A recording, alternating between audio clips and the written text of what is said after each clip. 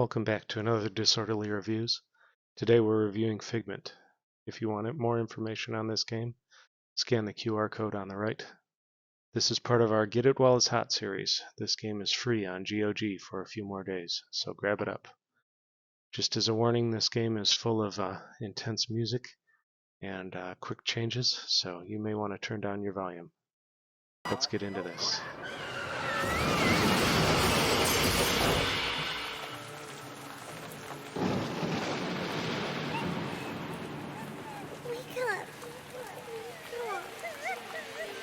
I find this intro to be very indicative of the game. Intense sounds that pop up out of nowhere, nestled right up against a very gentle, unassuming background and storyline. So there's a lot of this game that I would consider uncalming.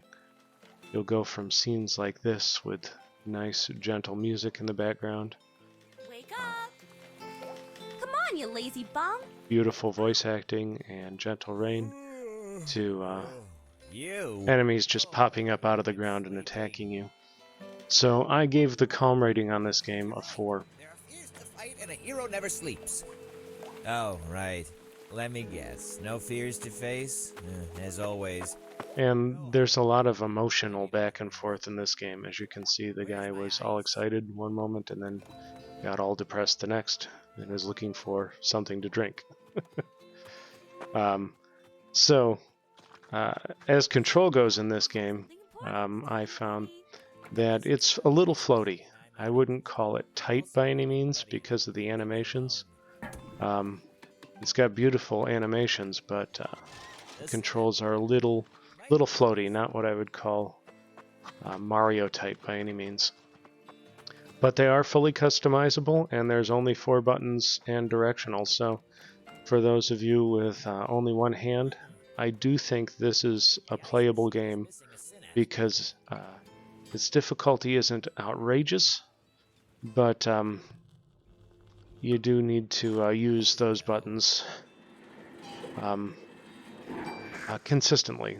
So if that's a difficulty for you, you may want to stray away from this game, but I think it would work. The game does ramp up in hardness later and gets a little difficult. Here's a great example of that, changing music and tone. What? Leave my scrapbook alone! It's mine now.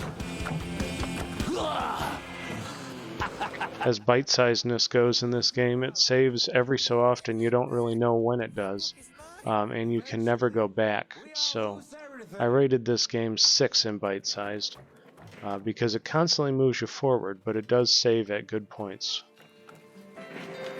Community, I give this game a 1. There isn't really any way to play with others, but there is some online kind of commonality because of how it talks about hurt and resolving fears and issues, so I gave it a 1. As aesthetics go, I gave it a 9. It looks beautiful. I think it sticks with its theme well. I think it does describe fear and anxiety and attacks well and has good examples of them visually.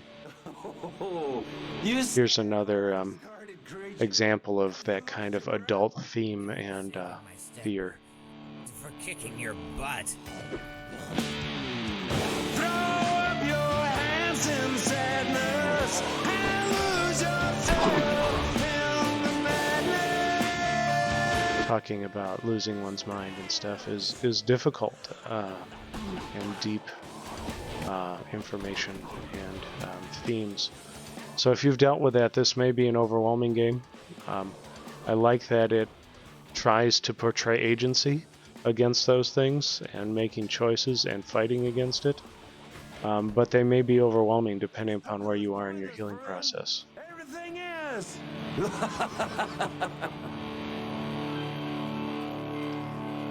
And concepts like it being all useless is difficult for some people. So I've rated this game A for anxiety, with jump scare enemies, intense music, and complex adult themes.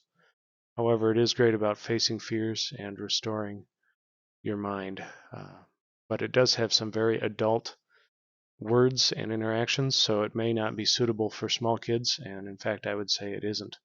It has a pretty niche audience, I feel. Here's my overall breakdown of the game. Value, I rated about 5, even though it's inexpensive. It's a short game at only about 6 hours for the full playthrough. So I hope this helps you decide on if this game is perfect for your healing journey, and I want to thank you again for joining us here at Transcendent Studios. Thanks for taking time to make us a part of your life. Please like, comment, and subscribe below, and have a great day.